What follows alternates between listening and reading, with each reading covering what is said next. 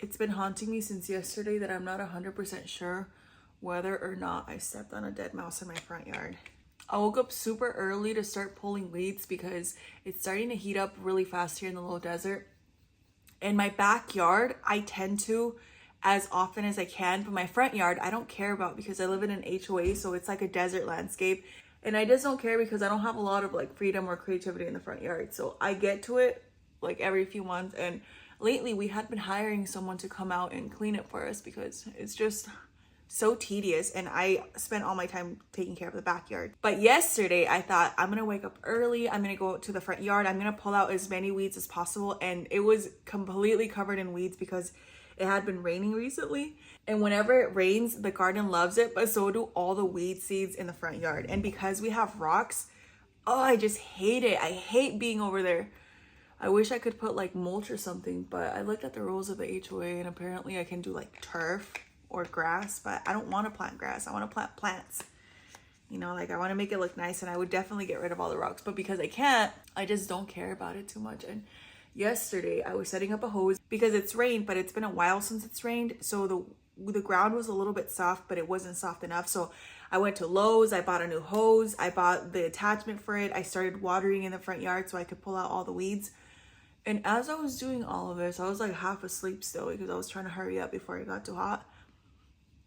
I'm trying to attach the hose, which by the way, there's like a little different type of faucet on the outside faucet that has little holes around it. I think it's called like an anti-siphon faucet. I don't know, something like that. Basically, it squirts water out everywhere. So I was trying to figure this whole situation out, trying to Google and YouTube what I could do to remove it or switch it out. And all of a sudden I glanced over and I noticed there's something white on the floor.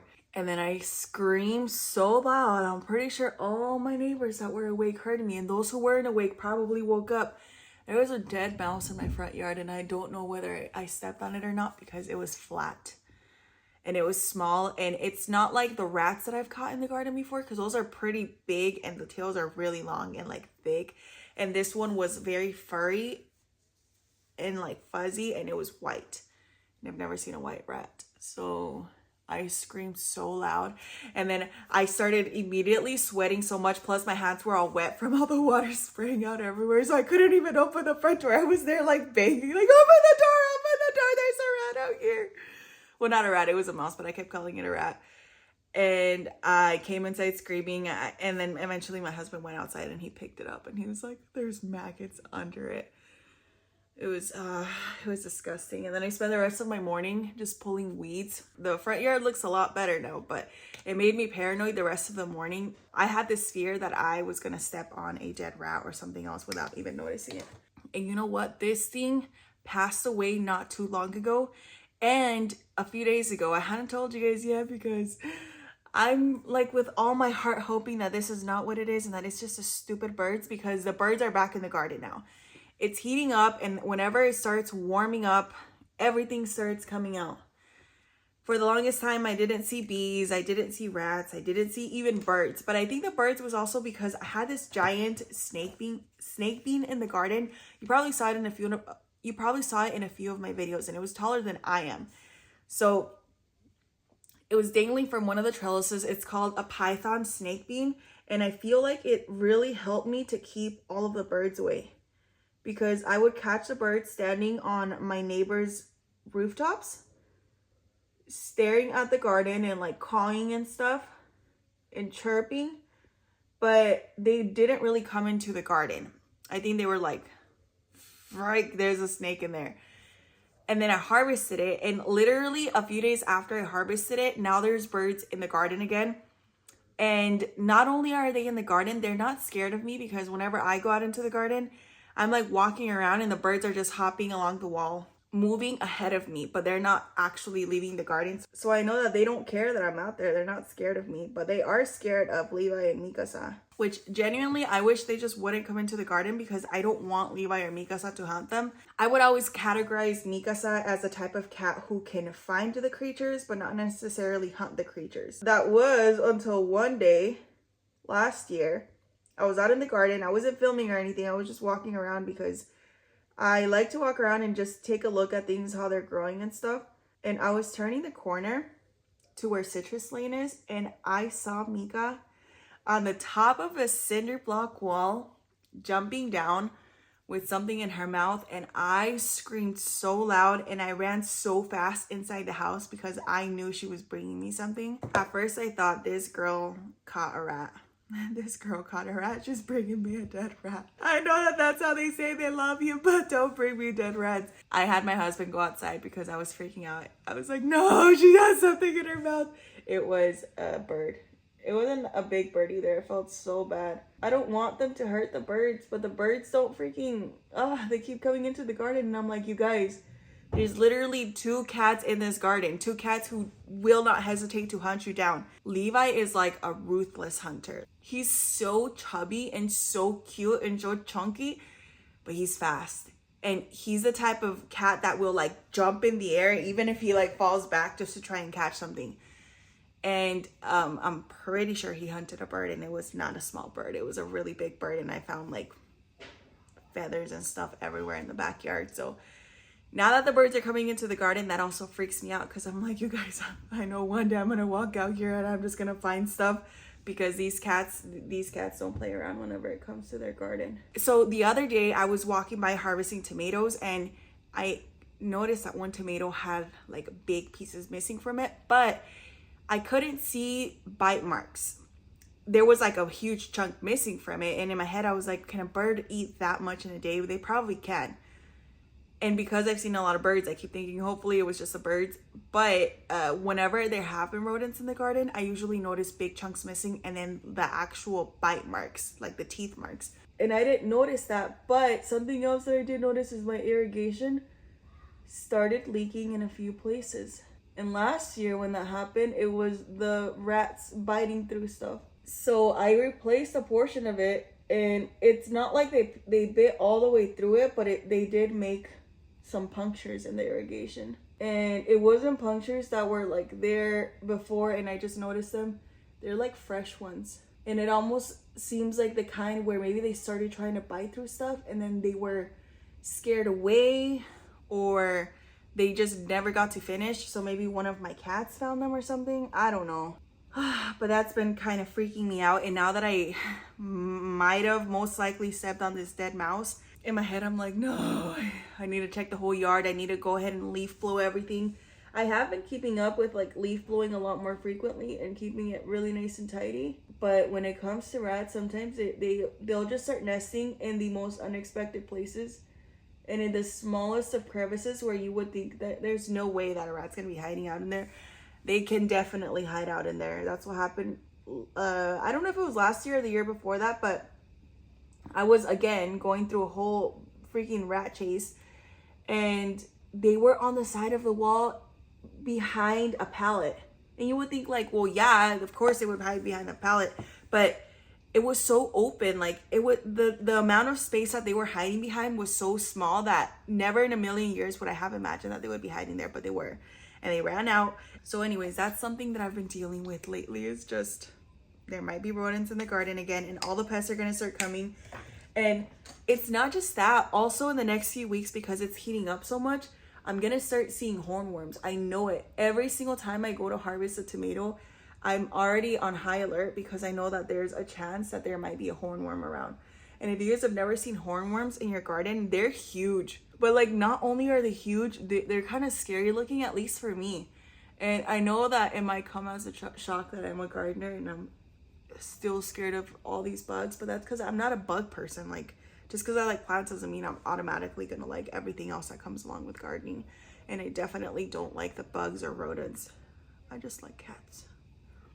And dogs are cute too. I like the butterflies and bees. I'm not scared of bees at all. Spiders do freak me out. I haven't seen any in the garden yet, but I know they're gonna start up soon. I should say I haven't seen any big spiders, but I have seen a few of the smaller spiders, so I know they're gonna probably start coming out again soon. That's the nice thing about the winter, is I get a break from all the pests and stuff, but as soon as the weather starts warming up, I start getting rats in the garden again and birds in the garden and all these other annoying pests that I don't want to have to deal with. And I know that sometimes it might seem like, whoa, I'm dealing with rats all year round, but not really. It's just usually during the hotter months.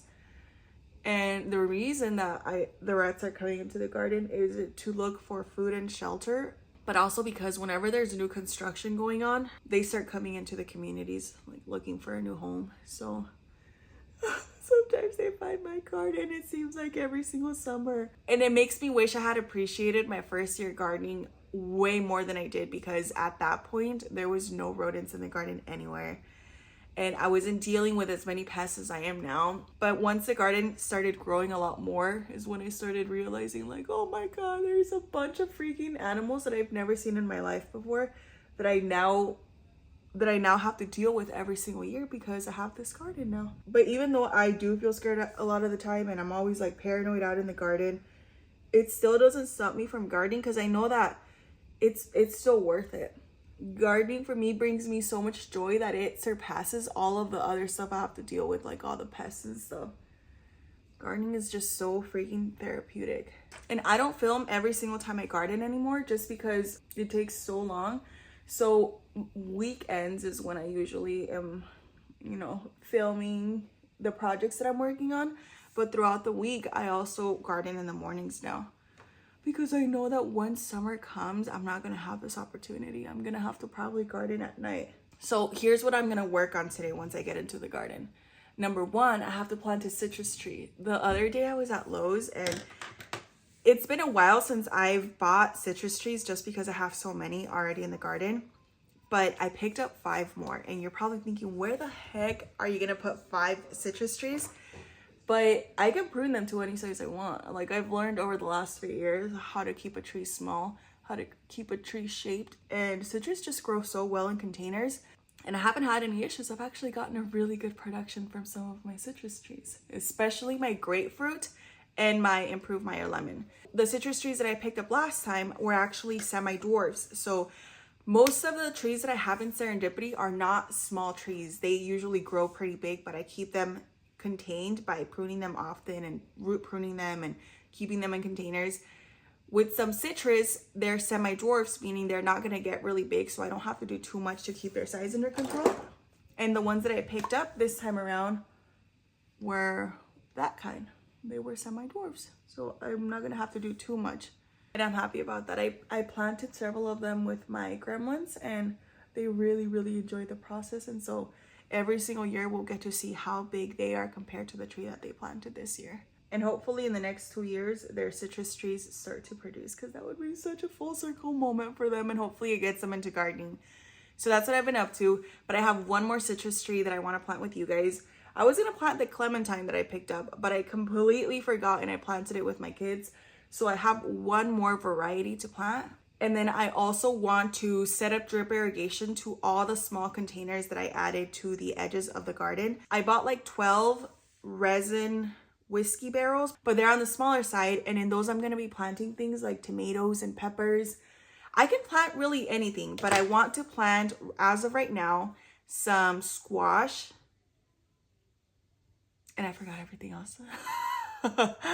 I'm going to plant squash. Dang, what was I going to plant? At least in the small containers, I know for a fact I'm going to plant squash. And then I'll probably drop a few seeds for peppers or something. But I also want to plant, just in general, for some of my trellises, some Armenian cucumbers, because that is technically not a cucumber, it's a melon, but it performs really well during the heat, and it's starting to heat up. And they taste just like a cucumber.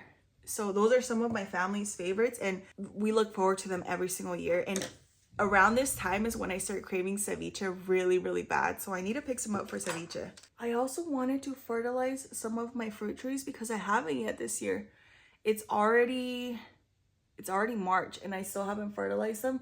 Usually I would have been really worried about not having things fertilized right now because my trees are in containers, meaning they need me to feed them for them to stay happy long term, because they can't just put out their roots into the soil and continue growing and like searching for nutrients, you know. But I've been so busy that I just haven't gotten around to fertilizing, and I don't feel too worried about it because I have a lot of red regular worms in the containers. Even though I've been so busy to where I can't keep up with my regular fertilizing schedule, which is fertilizing them once a month except for the winter months, the red regular worms are constantly pooping stuff out into the soil. And worm castings or worm poop are often referred to as garden gold, because the plants just love it so much. So even though I haven't been adding the regular organic granular fertilizer, I think the plants have been doing amazing still because they have all of those worms in there living, and because the soil is like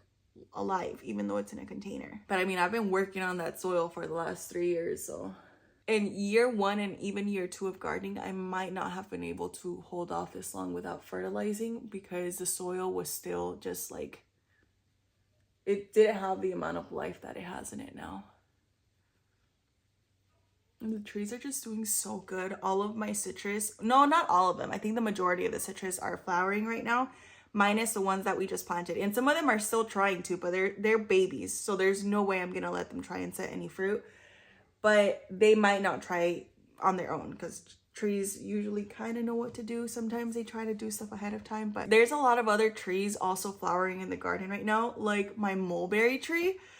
2 years ago, I planted it and it was a big deal. Mulberry trees tend to grow really well here in the low desert. They turn into these massive trees, and a lot of the times you can use them as shade trees. But I'm talking about the fruiting mulberry trees, not the male mulberry trees, because I think those just give you a lot of allergies. But because they grow so well, they're not always the best for containers because they just grow so rapidly. And when I planted mine in a container, I was a little bit worried because I was like, what if this tree like in a year or so starts declining because it outgrows the pot way too fast. It's been 2 years and it's doing amazing, and it's flowering for the first time this year. And at first, when I saw the first little fruit peeking out, I thought it was a caterpillar because it totally looks like a caterpillar. But then when you look closer, it's a mulberry. And the variety is called Pakistan mulberry. They tend to get pretty long, and they're like these, I think like reddish. They're like these really rich, dark red fruit, kind of leaning more towards purple sometimes. Growing up, there was some homes of ours that had mulberry trees, and they were good, but I feel like I wasn't a big fan of them. The berries were a lot smaller. Some of them were green and some of them were reddish purple, but the flavor was all right. And with this one, I heard that it's a really, really good variety. There's another variety too that's like a white mulberry or maybe a green mulberry, something like that. And those are supposed to be super, super sweet. But I wanted some that wouldn't just be sweet. I wanted them to be a little bit sweet and a little bit like tangy or tart. And I think the Pakistan mulberry should satisfy that. Plus the fact that the fruit gets so long is one of the reasons that I wanted to grow this variety so badly. And now that it's fruiting, I feel like I successfully grew it in a container and got into fruit. So that's really exciting. Now that doesn't mean that in the next few years, I won't have to like fruit prune it and keep its size under control. But as of right now, it's technically a success. So that makes me very happy. Other trees that have made me feel really proud right now are my peach trees. My Florida Prince peach is one of the first deciduous trees that I planted in the garden. And deciduous means that they go to sleep during the winter time. They lose all their leaves. They look naked for a few weeks, sometimes a few months, depending on where you live. And then in the spring, they start pushing out a bunch of beautiful flowers and then their leaves and they fruit, but they usually drop their leaves during the winter time. Some of the trees that do stuff like this are peaches, apples, pears, plums, pomegranates, figs, grapes, apricots. There's probably a bunch of other ones that I'm just not thinking of right now. But my peach trees were one of them. And there's this variety called the Florida Prince peach, and it performs really well here in the low desert because here we don't get very cold. And with some of these deciduous trees, they have special requirements. Some of them need it to get really, really cold. Some of them don't need so much coldness to be able to fruit properly. And last year we got some fruit and I'm so grateful for that. But this year I feel like we're gonna get a ton more fruit. Like I'm really gonna have to go in there and take off some of the peaches because I think the tree's gonna try and make a ton of them this year. And that's always so nice. That's so nice. And the best thing about homegrown peaches is that you get to go harvest them when they're at their peak ripeness. You don't have to wait for them to ripen indoors. So last year it made me feel really happy to see my family enjoying all of these fresh peaches out in the backyard. It was really, really nice. And this year, I think the tree's just gonna be a lot happier because I have the shade cloth up. So I have like this special type of fabric covering up my entire backyard to block out a portion of the sun because where I live, it just gets really, really hot. And I think that's gonna help some of these trees that can tolerate the heat, but they just perform better if they have a little bit of sun protection. Just because it gets really, really hot. Every single year it's been getting really, really hot. And I feel like this year is going to be no exception. I feel like this year's probably going to be significantly hotter than last year. Because we had really cool weather, but I feel like we didn't really have cold weather. Aside from that, something else that I want to do is, of course, set up all the drip irrigation.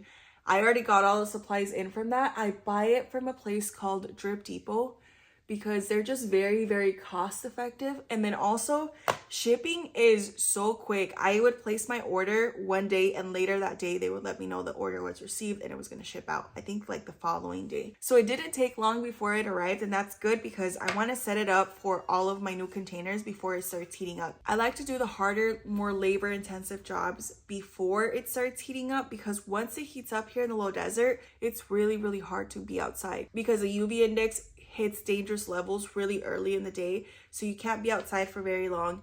And then I could try and go outside in the evenings, but it gets so hot I always feel like I'm melting. Last year I tried gardening outside at night because that was one of the only times when I could be outside, but that's also one of the times where a rat literally walked up to me in the middle of the night when I was outside gardening and I ran screaming, and I haven't done it since then. So that's why I'm always so paranoid, because whenever I do happen to let my guard down, I feel like that's when I get spooked the most. Oh my god, is there something in my contact? There is. I don't know what I want to do for my eyes today.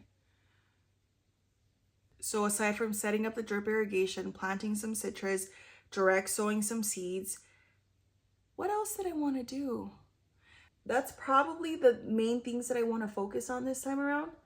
But later this week, I really, really want to finish setting up the shade cloth on the rest of the garden, especially over Citrus Lane, because I have things like my passion fruit there that I planted last year, and I hope this time it actually makes it, because the last few years I haven't had the best luck with passion fruit. I had one growing up next to my window for a while, and that one was really, really happy, but that was around the time that I was dealing with a lot of rodents in the garden, and they were building nests behind the planter that it was growing out of.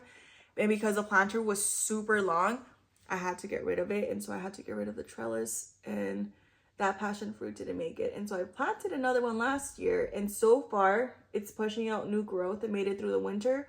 Now I just have to see if it can make it through the summertime. It probably can. I just have to keep an eye on it. And if I put up shade cloth, there's no reason that I should lose any of my plants to the heat this year. At least my perennial plants, like my trees.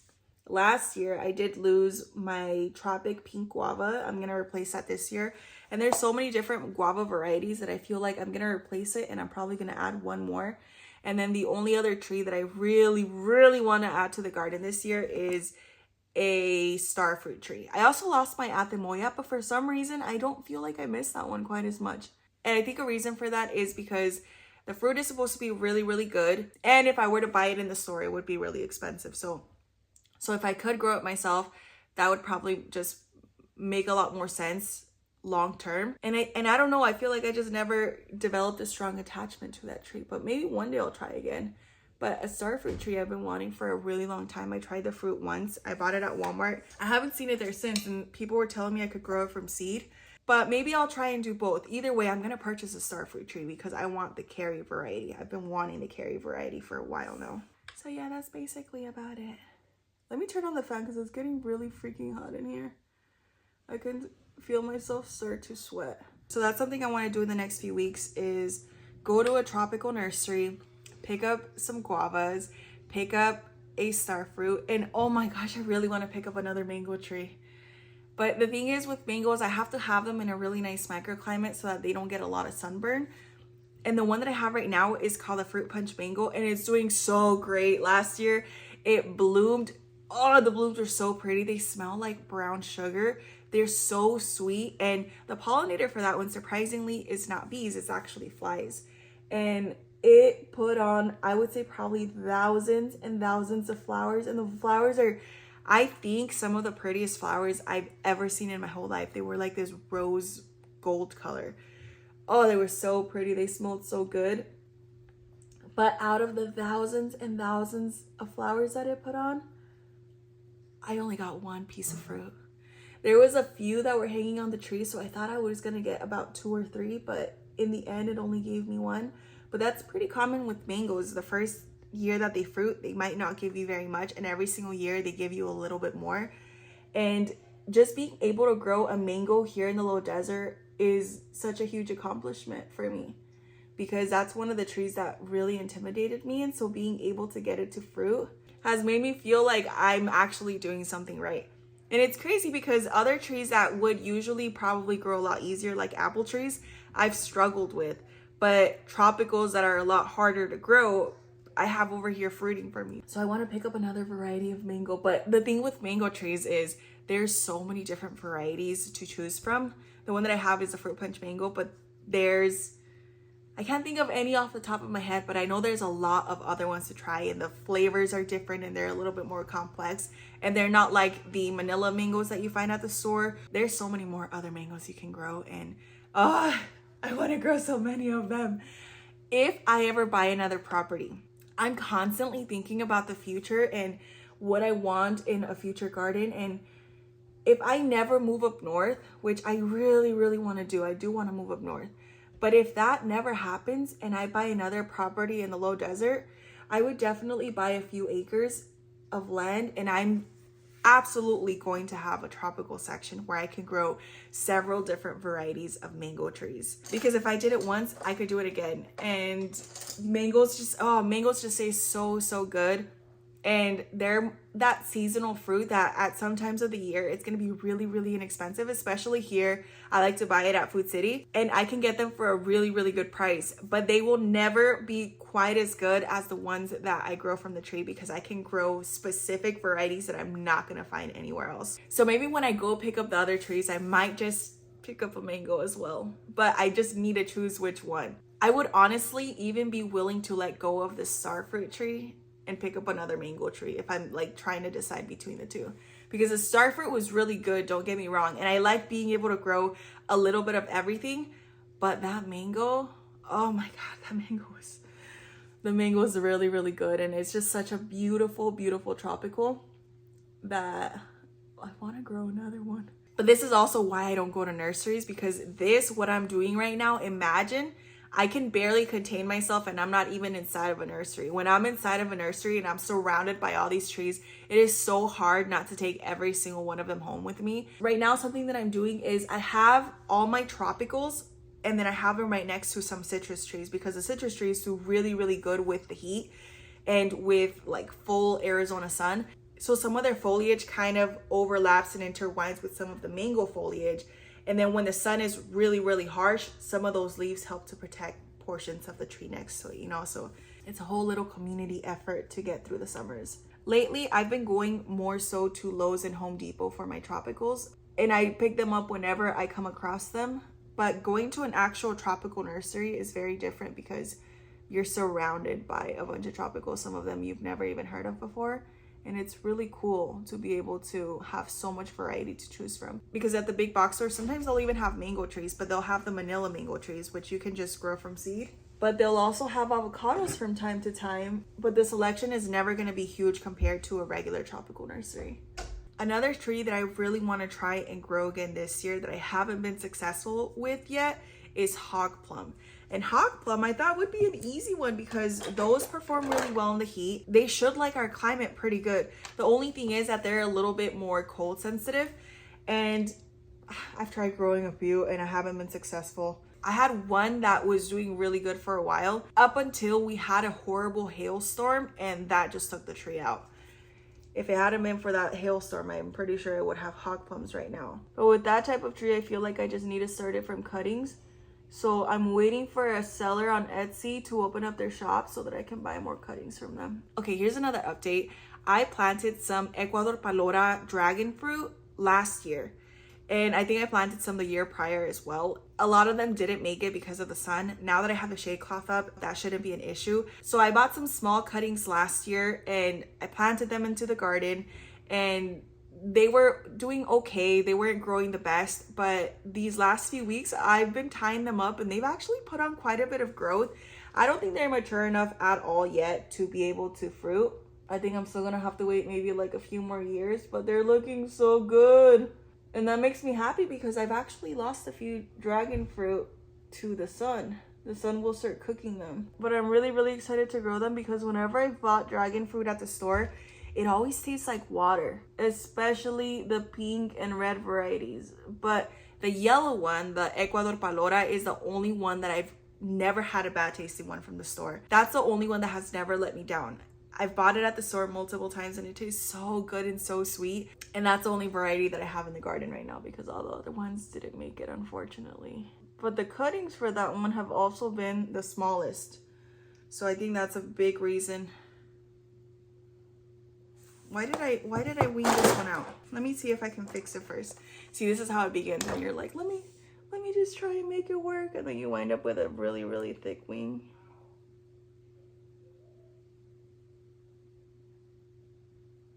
Oh, that doesn't look bad. Okay, let's go with that.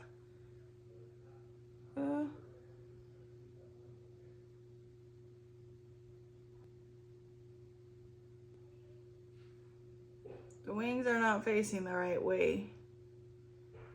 Okay, I think that's as good as I'm gonna get it today because if I keep adding, I'm gonna wind up with a really, really thick wing. Lately, I've been super paranoid that whenever I go out into the garden, I'm gonna come across a hornworm.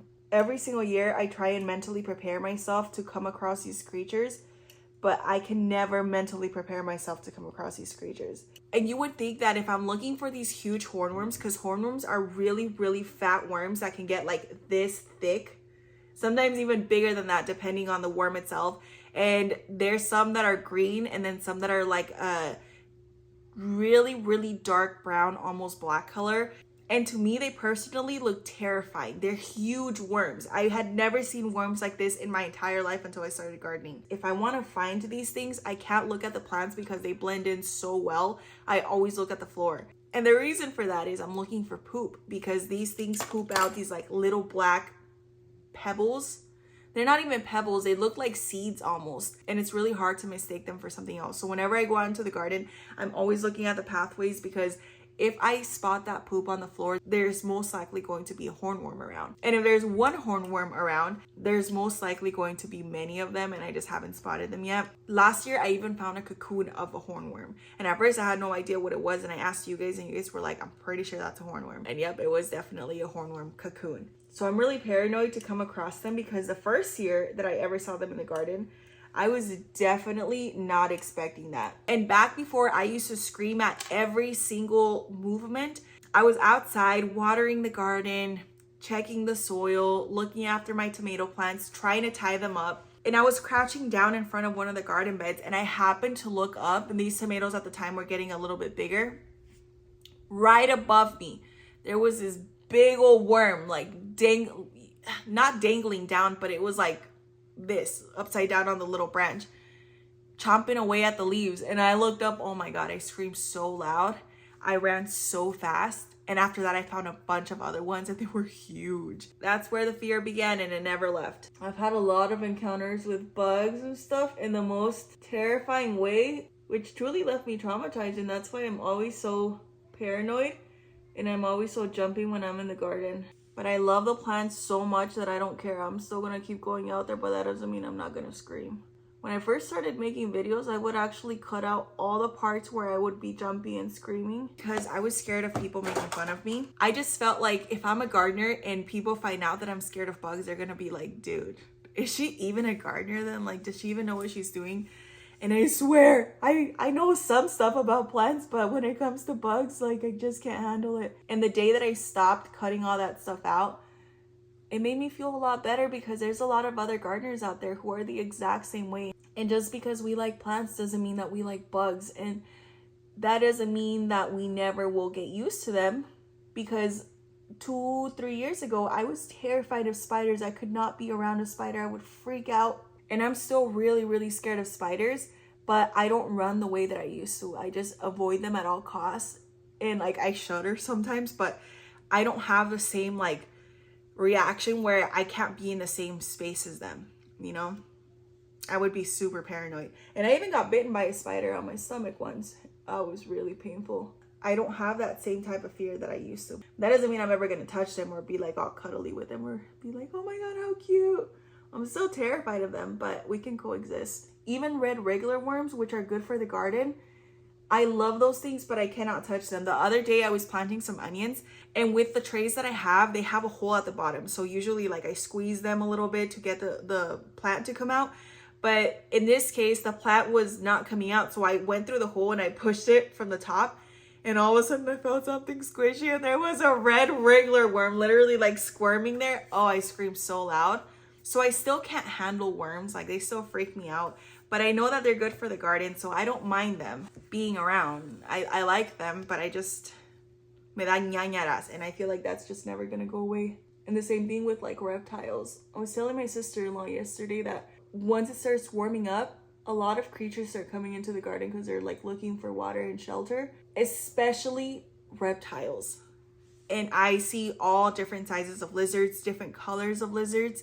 Usually there's like the smaller ones that are on the wall. When it starts heating up pretty bad, I will see the big chunky lizards, the ones where their legs kind of like smack against the floor. Those start coming into the garden. I'll catch maybe like 2 or 3. I won't catch them, but like I'll catch sight of them in the garden. And hopefully my cats don't catch any of them.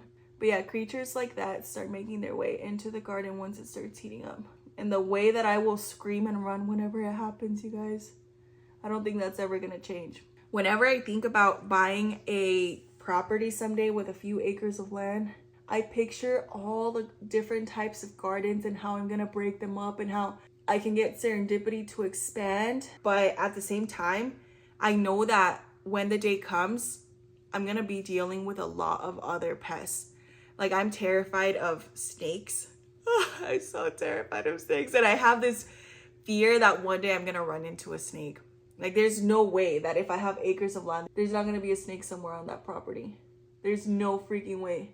I feel like it just kind of comes with the territory, especially when it comes to like acres of land, because it's a lot of like bare land at times. I've always had this dream of buying a property where I can also design the front yard. And I don't know if I would put any fruit trees, probably, but I would also definitely mix that with a lot of ornamental trees. In the garden right now, I'm not growing trees that are solely ornamental, because since I'm limited on space, if I'm gonna grow something, it's gotta give me fruit. There are some vining plants and some perennial plants like my roses or my star jasmine or the coral vine. There are more like perennial plants that are not gonna give me any fruit, but I don't have too many of those in the garden because I really just wanna utilize the space that I have to grow as much edible food as possible. My whole goal has been to turn it into a beautiful cottage garden food forest. Something that's very whimsical, very aesthetically pleasing, but also very fruitful. And if I had a bunch of space, I would definitely pick up a lot of ornamental trees and like really look at what the blooms look like. I want a lot of flowering trees. But with the space that I have right now, I have to be really selective about what I put in it. But if I had a large piece of land, can you imagine all of the varieties that I could go for? And I would want to think outside of the box. Like, I would want to make things look very, very something out of a storybook. So I've been working really hard, you guys. I'm trying to get a little bit better at balancing social media and life, because I've just been so busy nowadays that sometimes I will stay up till like 1 or 2 in the morning editing so that I'm able to post content on a weekly basis, especially long form content. And I went from making like 10-minute videos to making 15-minute videos to then stretching it out to maybe 30 minutes. And now I'm posting hour-long videos because I feel like that way I can give you guys a very thorough update. I don't have to rush things. I don't have to feel like I'm retention editing. I can just go ahead and just share the garden, and you know, I can just talk about the garden and feel like I can babble on for hours. And even though I'm posting hour-long videos, those videos are broken down from like 4 hours initially. And it feels really good to be so consistent with posting content, because it's not easy to make content. But I have this goal in mind of someday being able to move to a few acres of land. And I feel like in order to get there, I need to work my butt off right now. And I've been posting gardening videos for a while, and for a very, very long time, I feel like my videos just weren't picking up traction. And there have been times where I felt discouraged. Like, sometimes my thumbnails wouldn't even update for weeks. It would just have a random screen grab as a thumbnail, and I was like, what? guys, oh, and I was like, what? I spent so much time working on the thumbnail and it's not even showing up in the whenever I search for the video. There were times where I would feel very discouraged and I would think to myself, like, am I just wasting my time creating all this content and like documenting this journey if these videos are never really going to be viewed? And in the last few weeks, I feel like a lot of that work has been starting to pay off, and I'm so grateful that I never just quit, because it would have been so much easier to quit. On days when I was so tired, I would lose sleep over working on these videos. Sometimes I would tell myself, what's the point of even editing it? What's the point of working so hard on it? I could spend that time doing a bunch of other things or focusing on short form content, because that one seemed to be popping off a lot faster. But I kept sticking with it because I had the hope that one day it would pay off, and I feel like it's starting to pay off. I'm not there yet, but I feel like I'm on the path, and I'm starting to see a little bit of the reward of all the hard work for the last like 2-3 years that I've been posting content, and it feels so good. I don't want to get emotional, but it feels so good, because genuinely, you guys, whenever it comes to filming anything, completing the task is not hard, but filming and completing the task is a lot harder. And for me, it's miking myself up, making sure I have all my camera gear ready, making sure that I'm switching up the shots, setting up the camera, explaining the process, and then editing. Editing takes me so long, but it's worth it. All that hard work is worth it. I feel so relieved and optimistic, and also very encouraged to continue posting content and to continue documenting the journey, because at times I would just document the garden just because, and now it helps so much because I have a library of B-roll of what the garden has looked like for the last few years. And I have so many projects too that I haven't even finished editing, so I have a lot to work with, you know? I'm not like running out of content or anything. It's just the editing that's been killing me. But I know that during the summertime, I'm not going to be outside quite as much because it's going to be way too hot for me. And that's going to be my opportunity to use all of the content that I've been saving for the past few years and be able to share with you guys snippets of serendipity so you guys can see how far it's come from that point. I feel like wherever you live, you're going to come across your own challenges. You're going to come across certain pests that other people don't have to deal with. And with us here, I feel like it's the climate, like just the heat.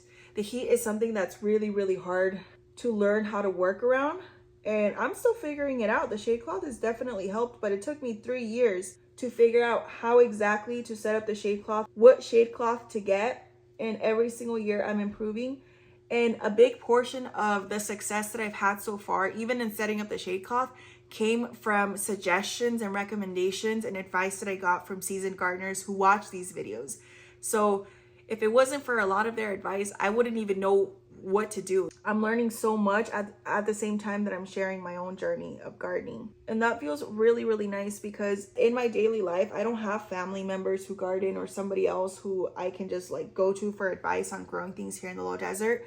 So being able to provide a little bit of support or at least encouragement or inspiration for other gardeners in the low desert makes me feel so proud. Hopefully this will show a lot of other people that it is possible to grow stuff here where we live. It's definitely not the easiest, but it's not impossible either. Okay, I think I'm done with all of my foundation. Oh, you know what? Let me set my face, because setting it definitely helps me to get it to last.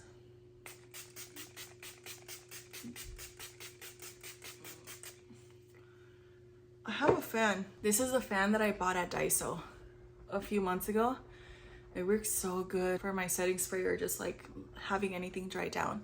But you know what? If you guys have any questions about gardening, just drop them down in these videos, and whenever I'm doing my get readies with me, maybe I can print some of them out or something, and I can just answer a few of them as I get ready, because I could just babble on and on and on about the garden and the updates and answer any questions to the best of my ability. But keep in mind that I'm still a beginner, so I'm still learning, and there's times where I don't know all the answers, but there's a lot of other seasoned gardeners that are starting to watch my channel, so maybe they can also help me answer some of your questions.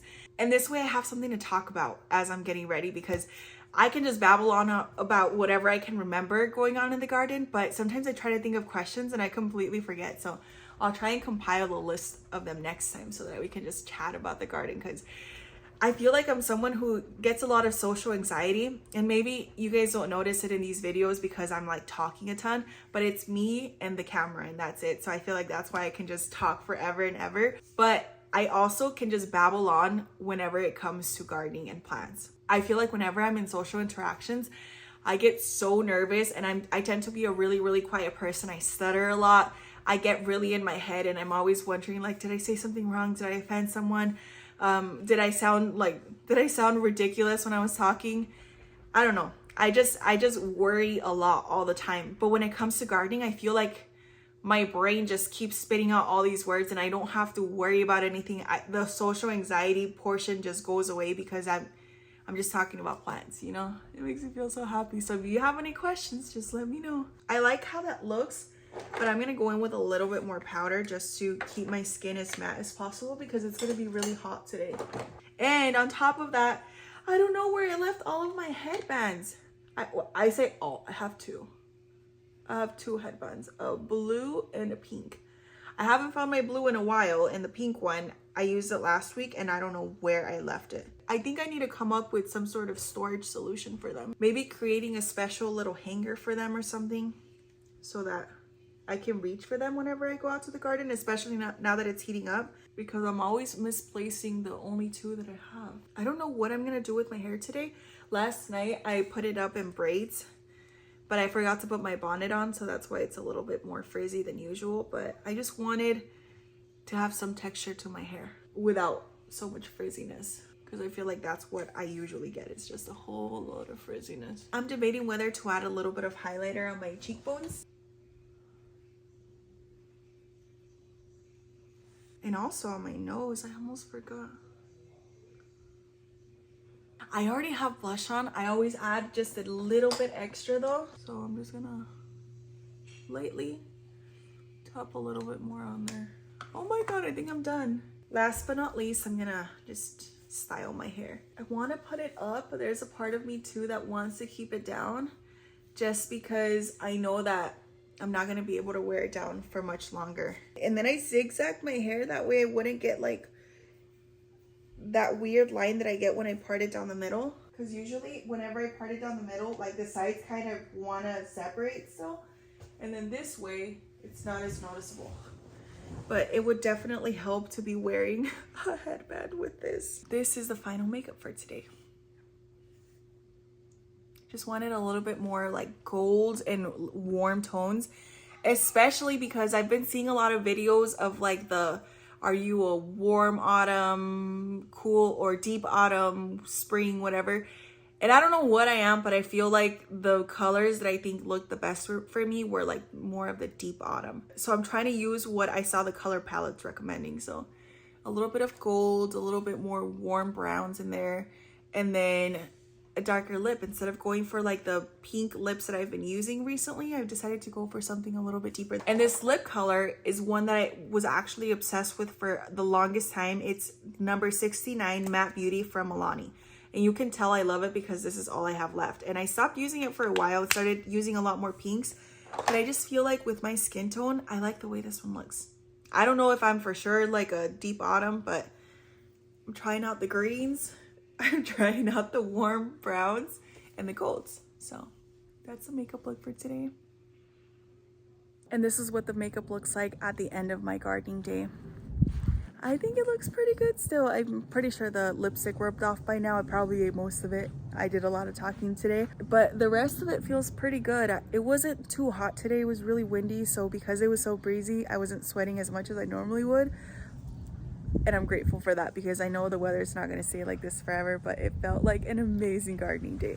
So I can't wait till next time.